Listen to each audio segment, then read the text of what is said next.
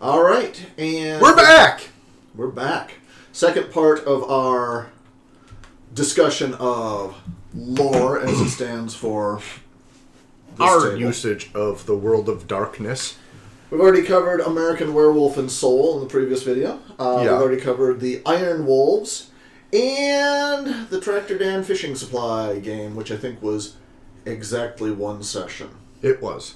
But it still factors heavily because... And cemented the place of the Silent Striders as absolutely useless. At least when played a run. Yeah, we've been trying to rectify that. It has not happened yet. The Tractor Dan Fishing Supply game actually came before the Iron Wolves. Mm-hmm. The Silent Strider in the Iron Wolves game was not a good representative of the species. No. So what, we're going to Tannhauser? Tannhauser. All right, Tannhauser Solutions is the name of the military PMC that has taken on an outsized role in our games. And it was good portion due to the Iron Wolves game and a Hunters Hunted game. Hunters Hunted is a V20 spin-off, and so I've been reading more Hunters Hunted in prep for the Syria game. Mm-hmm. That's a game that doesn't know what it's doing. That's obvious. I'm having a hard time trying to figure, because it's set up as a vampire game in and of itself. It really isn't. It's literally just a source book to make adversaries for your vampires. A lot of the rules... It's just tragic. Well, we'll get into that when we jump, when we go through further on the Syria game, but the big thing is there's like a whole stat block that's not really supposed to be used. The virtues and the humanity score only properly apply to vampires. I'm going to make it a necessary part of the Syria Raider Recon 9 game, but honestly, it doesn't. It's not supposed to be there. It's not supposed to be used by mortals, because humanity is supposed to be a measure of the vampires fighting back against the beast within. A beast I am, lest a beast I become. Doesn't apply really as much. Especially to the non-military Hunters, yeah. So, Tannhauser Solutions, like I said, a Hunters Hunted game. Kevin was in it, had a couple characters. Rob was in it, had a character. Yep. The only thing that's carried forth on our canonicity really is the character I played, which was Friedrich Suleiman Ross, head of Tannhauser Solutions. And Friedrich is... crazy. Yeah. The problem is, when you translate real-world figures into World of Darkness, their crazy starts making sense.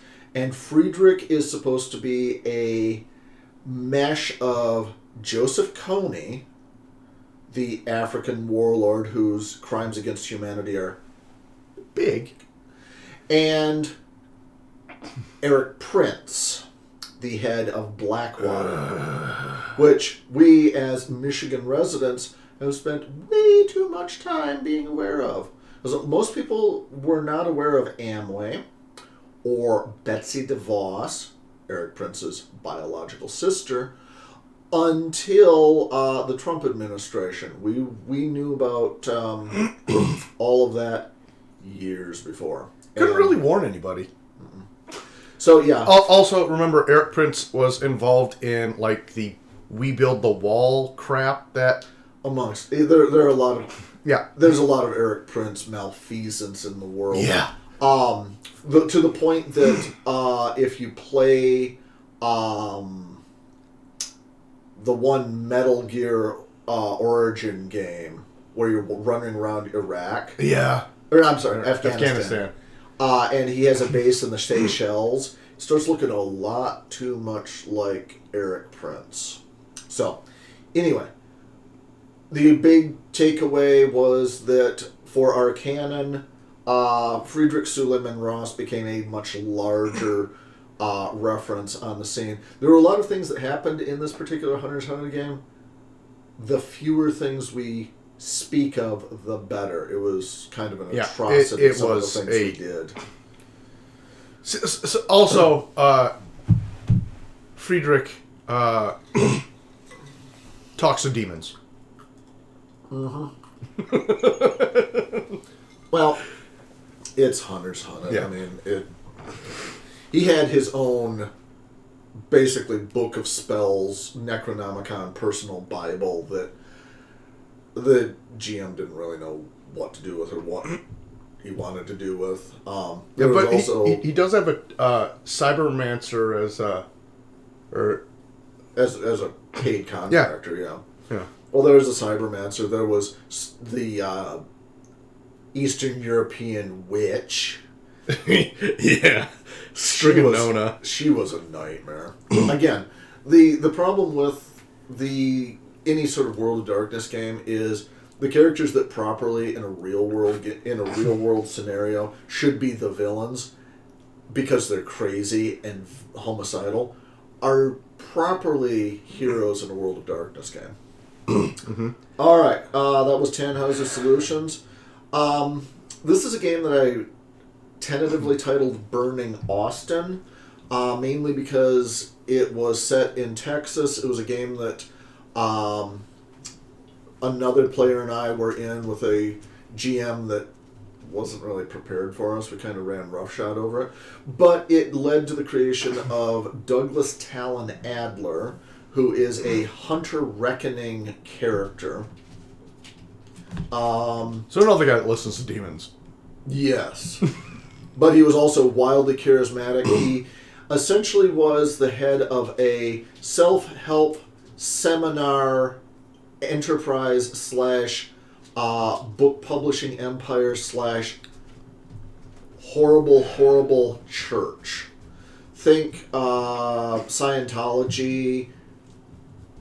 Actually, just think Scientology without the sci-fi trap. So how many times was he on the Joe Rogan show? You mean Reichstag Fire? Yeah. Yeah. Suffice to say, Reichstag Fire and Douglas Talon Adler were probably pretty good buddies. With the assassination of the top levels of government in the Iron Wolves game, in our canon, a senator from Texas was installed as president, and popular opinion ushered Talon Adler in as the vice president. Roy Fitzhugh, the Texas senator who had been the president pro tem of the Senate, who then became president through succession, dumb as a post. Talon Adler, yeah. A lot of the agendas that Kevin refers to of governmental interference in the World of Darkness are probably ushered into Talon Adler. And this changes the World of Darkness in that our game has a relative minimum of vampires simply because the Camarilla and the Masquerade are a nice idea, but any amount of leakage of information in the modern era pretty much institutes a takedown of the worst kind. Yeah, it doesn't help that the southern vampires that have infiltrated the government didn't quite know what to do when the seats of power blew up. Yeah. Couldn't exactly keep their hands on the lever of power and stay out of the sunlight. Yeah, and that's the big problem is I'm willing to judge a little bit of, vampire power behind the scenes since they've got, hundreds of years of doing this crap. The problem is that in the modern era, hunting down vampires is not difficult. No. Especially if you have a Hunter Reckoning character in a seat of power, That brings us up to the modern era of our World of Darkness games. And Wild Corn? Wild Corn. So, sometime back it was suggested that I boot up a World of Darkness-esque game. I went with Werewolf. I like Werewolf. Done a lot of time in the trenches with it. And I knew I wasn't going to go back to American Werewolf and Soul, so I let the players pick a setting for me. Yeah. Middle America. Like Omaha. Somewhere in Middle America. Nebraska, corn country, and we developed a trio of truly misguided characters. Well, as point of background, in doing research on Nebraska, I did a lot of, demographic research and came out with a heavy German stock, which means Get a Fenris.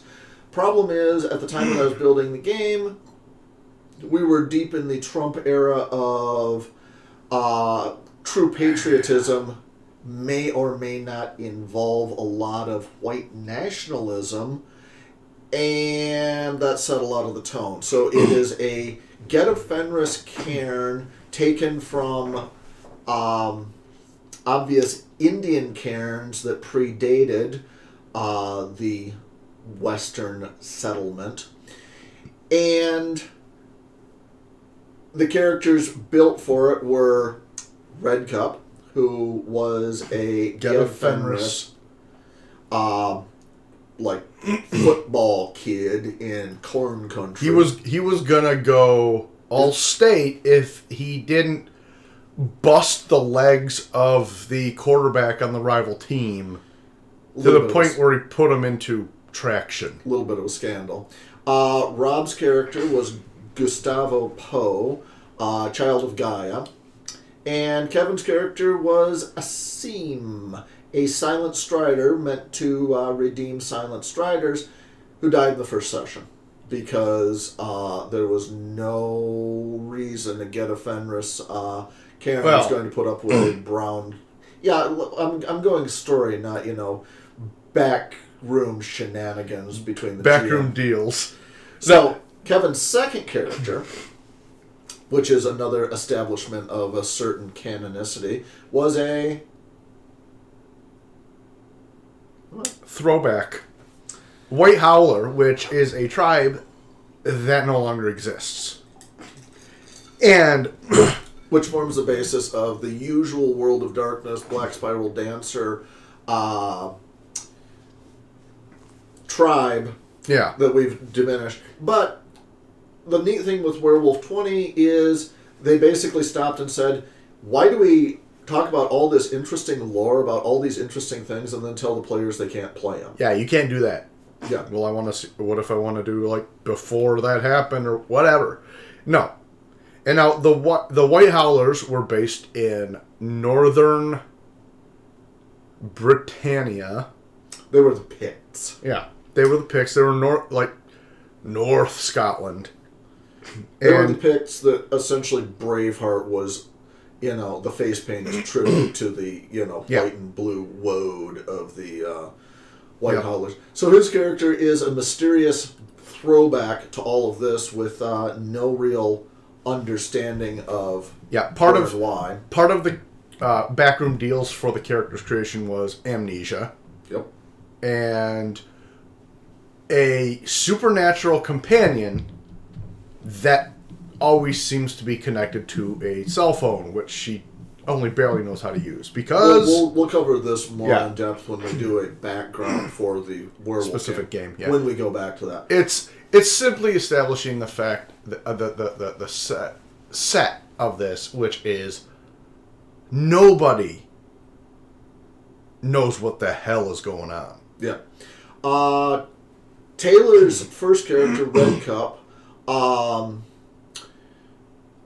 died when a brick of C4 that they realized had a compromised detonator, a radio-controlled compromised detonator on it. He tried to get it away from the rest of the pack, and it blew up in transit. There was about enough left to bury in a shoebox. It was a Red Cup special where he decided, I am faster as a wolf, I will take it in my mouth, instead of, I'm a former football player. I don't know that he would have been able to spiral that far enough. Brick of C4, covers a lot. Yeah. It covers a lot of sins. All right, what other canon elements do you want to talk about being necessary for... Because we got a lot more Tannhauser. The Skinwalkers. Canonically, with one of the big meta plots of original edition Werewolf and World of Darkness was a character called Samuel Haight the Wolf Skinner, who found ancient texts dealing with sacrificing werewolves, skinning them, stitching their pelts together, and wearing them like an old German folk tale, and thereby allowing them to become a actual werewolf in the process. So the skin dancers did this, as well as little braided leather bracelets that did not allow them to become wolves, but allowed them to take on the guises of other humans and absorb their memories. Mm-hmm. Which became an absolute headache because we had no way of identifying them. Which leads us to various deals in various umbral realms. Yeah. The amount of umbral travel in this game surpassed the amount of umbral travel in past games. So there was a lot of umbral travel in the past games. So the characters, the idea of that, there's a big wide world beyond the world is very clear. That's a main, I want to say that's a pretty main it is. Focus here. A lot of different actual umbral realms, not just the Umbra itself, but... Well, there are some established umbral realms that are, in the main books, but they don't tend to stray from those umbral realms. No. The ones that I've been introducing are logical derivations. Yeah. The City of Twilight is a city where is a market for secrets. The Yep. Mirror Realms, which... shows you possible futures or possible alternatives to what you experience. It's simply the concept that things are larger than anybody understands. Yeah. A big part of this game is actually the various factions of power at play. Because we have Tannhauser doing a lot of stuff. We have a biotech firm which is connected Riddick Hale with my character. We have the Men in Black, which showed up and caused trouble. And nobody knows who they actually come from. They weren't actually with the government. They're not with Tannhauser. That we know they're not with Tannhauser. They're a separate group. There's the Court of the Crimson King, which were the skin dancers. Yep. Who had killed one of the party members and taken his skin and... Former party members. Former. It's a bad thing. It's a bad thing when you play in my game and then you leave on bad terms. Yeah, don't do that. Don't do that. What else? The government itself, actually. Yeah. Well, the fact that the setting is literally between two major oil pipelines. Yeah, it's how would I put this? For being as rural as it is, it's still a werewolf nightmare. Yeah. And it's also right on the edge of tribal lands. In the real world, this particular town is like literally 15 miles from big reservation, in amongst being between two major pipelines and being near Omaha. If it's being near a nuclear plant, and it's terrible. Purple water. Lilac. Yeah, lilac water. Yep. It's... Yeah. The water on the taps is the wrong color. That pretty much concludes... All right. The main Book of X. This is another Hunter's Hunted game. Hunter's Hunted game intended to find a way to continue the Wild Corn game because we'd kind of hit a roadblock. Yeah, they'd had another player join that was actually supposed to be comparatively pivotal to them figuring out how to track down the skin dancers. Player flaked. Yeah. I was stuck. Book of X was a means to deal with that.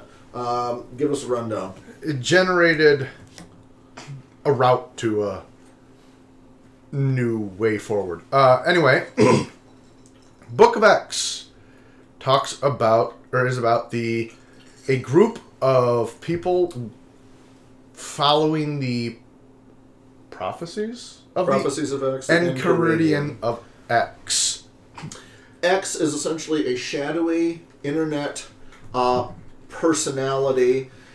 This is based heavily on two sources. Again, take real-world villains, put them in the world of darkness, and they become kind of more logical. This is a cross between the QAnon conspiracy theories and Julian Assange, the head of WikiLeaks. Yeah. The Enchiridion of X is essentially a huge, massive, and we're talking like petabytes of text files of governmental documents the world over. What's going to happen when you have things like pattern spiders, glasswalkers, etc., able to hack into the most secure security systems in existence, not to mention a werewolf that can pretty much walk through walls and plug a USB drive into... It's basically... You can have all the cybersecurity you want. When you throw magic at it, it doesn't matter. Yeah. So these are things that... while you can sit at a keyboard and be really snazzy at it, these things live in the wires. Yep. They're ghosts in the machine. Yep. So when you got that, there's nothing you can really do except pray. Yeah. And so there are no secrets to certain entities unless they are strictly offline. Or if they're protected by something bigger and weirder. Yeah. Which is part of the reason we're going to... this ends with the Syria game, which is actually exploring another secret that can't be plumbed through internet searches. What would you say... well, let's talk about the cast at least. Okay, go for it. We have Rob playing the... I want to say social justice warrior. Social justice Amazon, more like. The way I see Rob's character is basically a female Huey Newton, leader of the Black Panthers.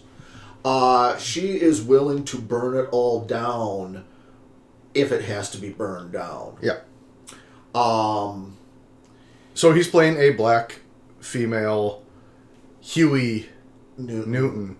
Yeah. Who also has the ability to astral project and read the past of objects. Yeah, the psychometric energies of objects. Then there's Tay-Tay's Laotian character who is roughly 4'10". Yeah, he Tay-Tay thinks more of sparkly powers than actual.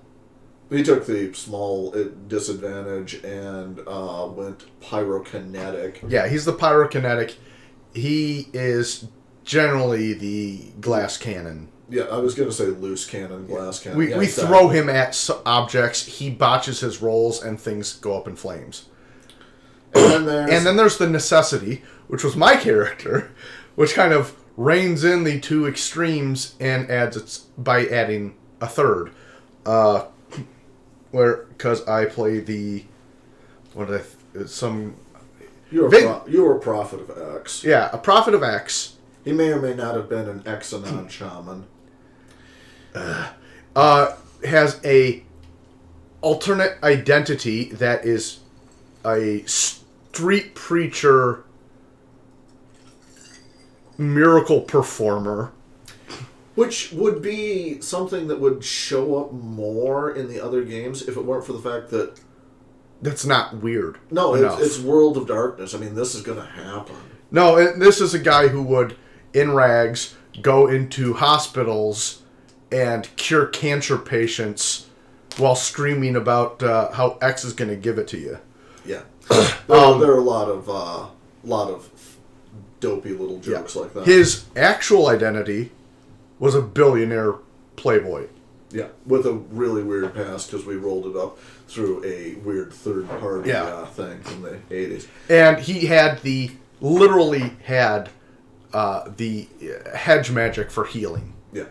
So, the big things that travel forward on that, we came to the conclusion that unexplained fires in the world of darkness are just literally like cute cat stories on the evening news. Yeah, they just happen. It just happen. It's gonna. I mean, if you're torching a nest of vampires, if you're torching a McDonald's because it's filled with worm taint, if you're covering your tracks from X or unexplained fires, they just happen constantly. And we explored that further when the group was hunting down, basically unknowingly hunting down the members of the own X organization. Yeah. Inadvertently murdering people. Anyway, the important aspects of this were A, the establishment of X as a source of information. Yep. B, the introduction of some behind-the-scenes events that allowed us to create new paths forward in other games. Yep. And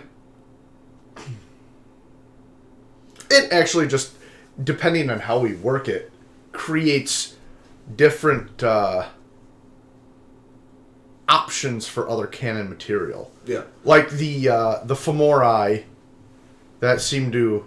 One of them, Dr. Skin, who escapes the initial purge of a lost frontier town, which was most importantly visited by a Moorish slave to Coronado, I believe. Yeah. A conquistador. Who had sought the 7 cities of gold, and he ended up going missing / dying at one of the pueblos on the New Mexico-Arizona border.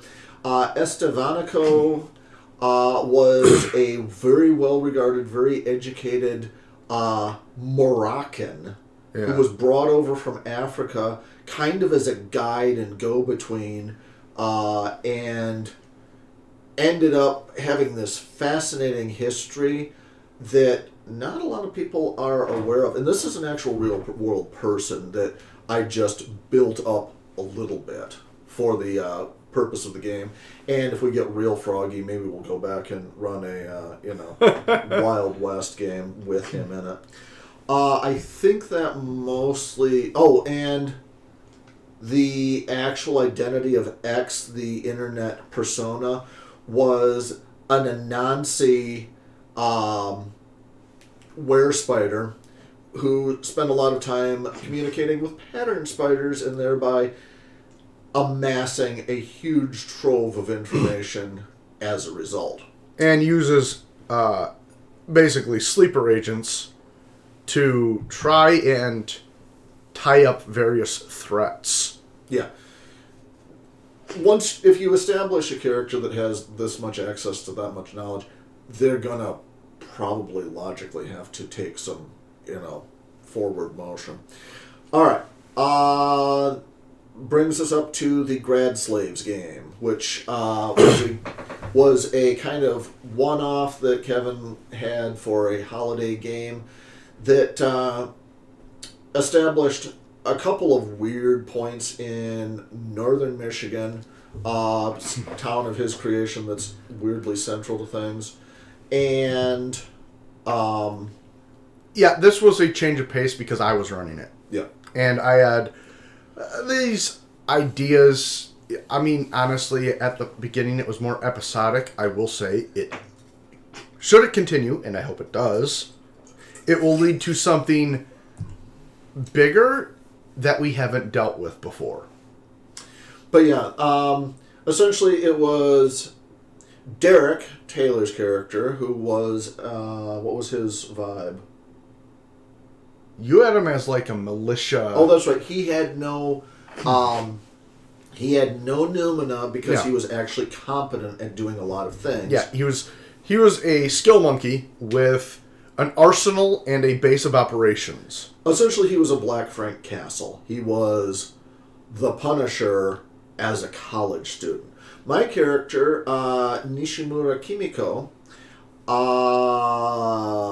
was absolutely terrible, except she had a very high degree of taking over computers. Yeah, she had cyberkinesis and high degree of technical know-how. But this game was actually the impetus for making these videos explaining all the crap we put into it. Yeah. Since Kevin decided he was going to reference the Iron Wolves, which I haven't thought about in Yeah, I honestly, the central figure in this game, which Ruben terms the grad slaves, because they're both grad students, and they are both basically hoofing it for credit towards whatever the Professor Geist sends them on. The first being a weird number of occurrences in California centered around a couple of deaths at the Winchester Mystery House. Yep. Where they end up finding two kids playing with a gun that they shouldn't have. A gun that kills the concept of thing. Shoots a motel, the motel dies because the concept has been murdered. Yeah. And the second one took us to a local music festival. You missed the boat on that, I realized, though. What is that? You should have had us get the wrong tickets since we were supposed to go to a Christian music festival in Traverse City. Oh. The local Burner Festival takes place on the same weekend as a weird, Jesus rock festival about 4 hours to the north. Yeah. So, but yeah, and if you go to a Burner Festival, it's kind of like showing up at a Denny's at 4 a.m. Every weirdo is there. Yeah, and the basic concept of that, which I don't know if we revisit this game, if it'll continue after, like, where you left off, or if you're just going to assume, nope, we've done what we've done, we're leaving. Yeah, exactly. It's hard to say. But this actually is kind of something I would consider to be a crossroads game. Yeah. Because like I said, the Iron Wolves showed up. There's other things that have showed up, and I'm not sure if you've actually saw them or not, but it's my way of tying a few more things together and having a little more fun with it. Yeah, honestly, a lot of these games are... Half of the games are building on everything we've done before, and the other half are, here's this thing that doesn't fit in the previous game, so therefore. Yeah. And which brings us to our final one, which is what I've termed Black Sands. And this is a game set in the Syrian Civil War. And we'll get into the horror show that is. But all of this stems from a photo they found in the Nebraska game that... An email.